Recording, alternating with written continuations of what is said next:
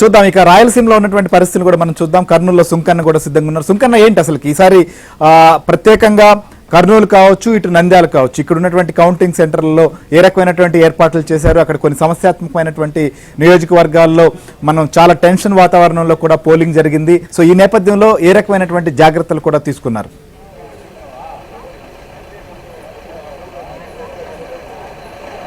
Assembly నియోజకవర్గాలకు counting నిర్వహించేందుకు అధికారులు సర్వం సిద్ధం చేశారు.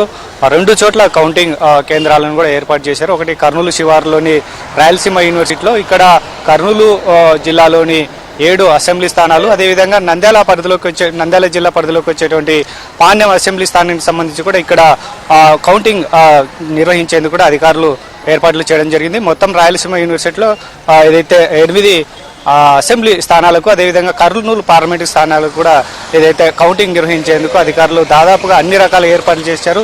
3 అంచెల భద్రత కూడా ఏర్పాటు చేయడం జరిగింది. ఈ రాయలసీమ యూనివర్సిటీ పరిధిలో దాదాపు 2 కిలోమీటర్ల మేర కూడా ఏదైతే ట్రాఫిక్ ఆంక్షలు విధించడం జరిగింది. దాదాపు 2000 మంది పోలీసులు కూడా ఏదైతే ఈ యొక్క ఎన్నికల భద్రతా విధుల్లో కూడా పాల్గొనబోతున్నారు. ముఖ్యంగా ఫ్యాక్షన్ నేపథ్యం ఉన్నటువంటి గ్రామాలపైన కూడా కొద్ది రోజుల నుంచి కూడా పికెటింగ్ ఏర్పాటు చేసి అక్కడ ఎలాంటి గొడవలు తలెత్తకుండా కూడా ఇప్పటి వరకు ఏదైతే పోలీసులు గట్టి నిఘా ఏర్పాటు చేశారో, అయితే రేపు కౌంటింగ్ రోజున కూడా ఎలాంటి అల్లర్లు జరగకుండా, గొడవలు జరగకుండా కట్టుదిట్టమైనటువంటి భద్రతా ఏర్పాట్లు చేయడం జరిగింది. మరోవైపు ఏదైతే నంద్యాల పట్టణ శివారులో ఏదైతే ఆర్జీఎం, అదేవిధంగా శాంతిరామ్ ఇంజనీరింగ్ ఫార్మసీ కాలేజీల దగ్గర కూడా నంద్యాల జిల్లాకు సంబంధించి 6 ఏదైతే అసెంబ్లీ స్థానాలకు, నంద్యాల పార్లమెంట్ స్థానానికి సంబంధించినటువంటి కౌంటింగ్ ప్రక్రియ అంతా కూడా అక్కడ జరగనుంది. దాదాపు 746 మంది సిబ్బంది కూడా కౌంటింగ్ విధుల్లో పాల్గొనబోతున్నారు. అంటే ముఖ్యంగా నంద్యాల జిల్లాలో ఆళ్లగడ్డ, నందికొట్కూరు, అదేవిధంగా శ్రీశైలం నియోజకవర్గంలో కొన్ని ఫ్యాక్షన్ నేపథ్యం ఉన్నటువంటి గ్రామాలు ఉన్నాయి. ఆ గ్రామాలపైన కూడా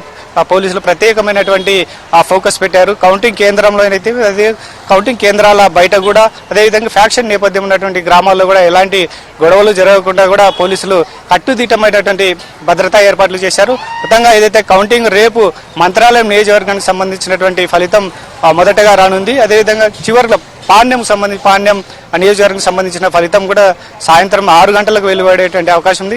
అన్ని సవ్యంగా జరుగుతాయి. రేపు మధ్యాహ్నం 3:30 గంటలకే ఏదైతే ఫలితాలు వెలువడేటువంటి అవకాశం ఉందని కూడా ఎన్నికల అధికారులు చెప్తున్నారు.